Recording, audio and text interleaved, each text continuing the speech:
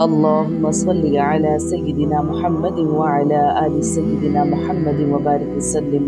السلام علیکم۔ آج ہم سورۃ مائدہ کی آیت نمبر 33 سے شروع کریں گے۔ انما جزاء الذین یحاربون اللہ ورسولہ ویسعون فی الارض فسادا ان یقتلوا او یصلبوا او تقطع ایدیہم وارجلہم من خلاف او ينفوا من الارض ذلك لهم خزي في الدنيا ولهم في الآخرة عذاب عظیم۔ جو اللہ تعالیٰ سے اور اس کے رسول سے لڑے اور زمین میں فساد کرتے پھرے، ان کی سزا یہی ہے کہ وہ قتل کر دیے جائیں یا سولی چڑھا دیے جائیں یا مخالف جانب سے ان کے ہاتھ پاؤں کاٹ دیے جائیں یا انہیں جلا وطن کر دیا جائے۔ یہ تو ہوگی ان کی دنیاوی ذلت اور خواری، اور آخرت میں ان کے لیے بڑا بھاری عذاب ہے۔ پیچھے جہاں انسانی جان کی حرمت کا ذکر تھا، وہاں یہ اشارہ بھی دیا گیا تھا کہ جو لوگ زمین میں فساد مچاتے ہیں اور ان کی جان کو یہ حرمت حاصل نہیں ہے، اب ان کی مفصل سزا بیان کی جا رہی ہے۔ مفسرین اور فقہاء کا اس بات پر تقریباً اتفاق ہے، اور اس آیت میں ان لوگوں سے مراد وہ ڈاکو ہیں جو اسلحے کے زور پر لوگوں کو لوٹتے ہیں۔ ان کے بارے میں جو کہا گیا ہے کہ وہ اللہ اور اس کے رسول سے لڑائی کرتے ہیں، اس کا مطلب یہ ہے کہ وہ ان قوانین کی بے حرمتی کرتے ہیں، اور ان کا لوگوں سے لڑنا گویا اللہ اور اس کے رسول سے لڑنا ہے۔ ان لوگوں کے لیے اس آیت میں 4 سزائیں بیان کی گئی ہیں۔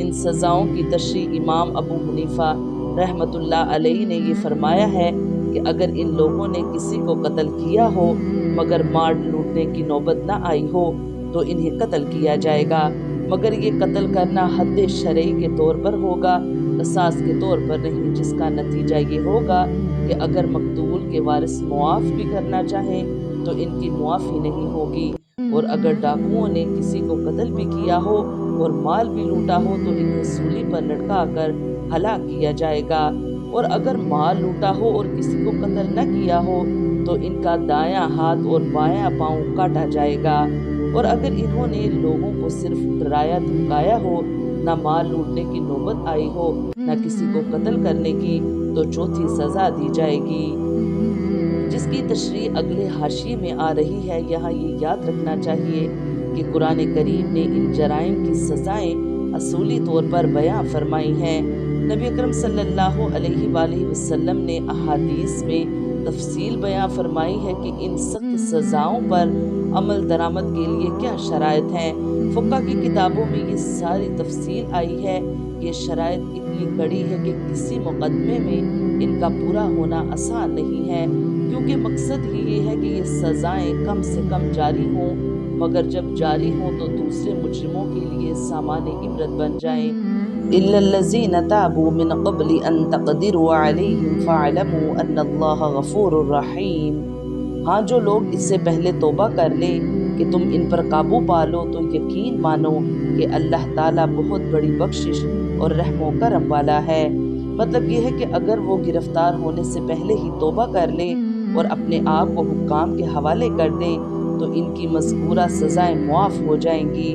البتہ چونکہ بندوں کے حقوق صرف توبہ سے معاف نہیں ہوتے، اسی لیے اگر انہوں نے مال لوٹا ہے تو وہ مالک کو لوٹانا ہوگا، اور اگر کسی کو قتل کیا ہے تو اس کے وارثوں کو حق ملے گا کہ وہ ان کا قصاص کے طور پر قتل کرنے کا مطالبہ کریں۔ ہاں، اگر وہ بھی معاف کر دیں یا قصاص کے بدلے خون بہا لینے پر راضی ہو جائیں تو ان کی جان بخشی جا سکتی ہے۔ یا ایھا الذین آمنوا اتقوا اللہ وابتغوا الیہ الوسیلۃ وجاہدوا فی سبیلہ لعلکم تفلحون۔ مسلمانوں، اللہ تعالیٰ سے ڈرتے رہو اور اس کا قرب تلاش کرو اور اس کی راہ میں جہاد کرو تاکہ تمہارا بھلا ہو۔ وسیلے سے یہاں مراد ہر وہ نیک عمل ہے جو اللہ تعالیٰ کی خوشنودی کا ذریعہ بن سکے، اور مطلب یہ ہے کہ اللہ تعالیٰ کا قرب حاصل کرنے کے لیے نیک اعمال کو وسیلہ بناؤ۔ جہاد کے لفظی معنی کوشش اور محنت کرنے کے ہیں۔ قرآنی اصطلاح میں اس کے معنی عام طور سے اللہ تعالیٰ کی رضا جوئی کے لیے دشمنوں سے لڑنے کے آتے ہیں، لیکن بعض مرتبہ دین پر عمل کرنے کے لیے ہر قسم کی کوشش کو بھی جہاد کہا جاتا ہے۔